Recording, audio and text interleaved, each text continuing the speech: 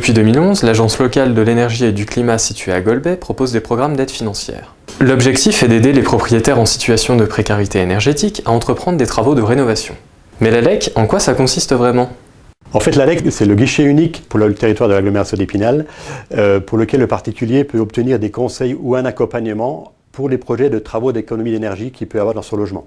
Pouvez-vous maintenant nous parler du programme d'aide Habiter mieux et Rénover mieux ? Il s'agit de deux dispositifs, Habiter mieux pour le public aux revenus très modestes ou modestes, et Rénover mieux pour le public au-dessus de ces plafonds-là. C'est un accompagnement global de A à Z sur la base d'un diagnostic et avec l'atteinte d'un gain énergétique minimal de 25%. Les aides financières sont attribuées en fonction du gain attendu par les travaux envisagés.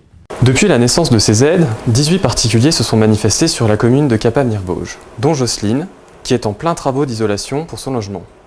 Eh bien, je suis allée les trouver en leur expliquant que je venais d'acheter une maison que je devais rénover entièrement, qu'il fallait notamment tout isoler.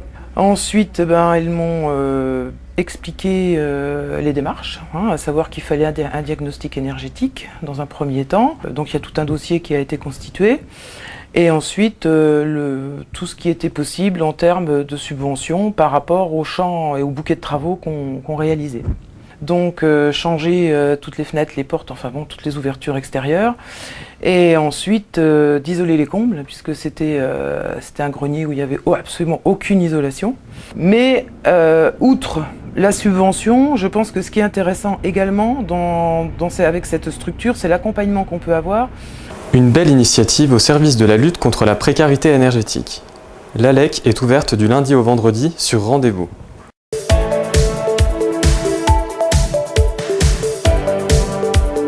C'est en présence de l'architecte, des entreprises de construction et des élus locaux que Monsieur le maire, le préfet des Vosges et le président du conseil départemental ont posé ensemble le premier bois des travaux de reconstruction du collège Elsa Triolet.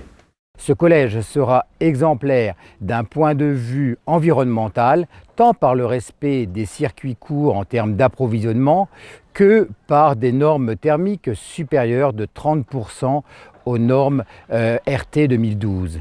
L'ancien collège était un collège de structure métallique qu'il n'offrait plus les conditions de vie optimales pour les collégiens et les équipes enseignantes. Nous avons donc décidé de reconstruire un collège neuf qui fait appel aux nouvelles technologies, c'est-à-dire la construction bois. Donc notre volonté, c'est d'offrir aux collégiens et aux collégiennes les meilleures conditions de vie possibles.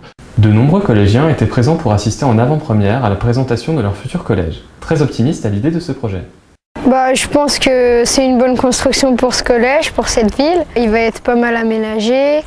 Je pense que c'est un bon chantier, ça va nous changer et puis ce sera mieux pour nous d'apprendre dans de bonnes conditions. Construit avec du bois issu à 80% du massif vosgien, le bâtiment se veut axé sur l'écologie et les matériaux biosourcés. Un tout nouveau collège innovant et moderne qui ouvrira ses portes à la rentrée prochaine. Alors, vivement la rentrée 2019, que nous coupions ensemble le ruban de son inauguration.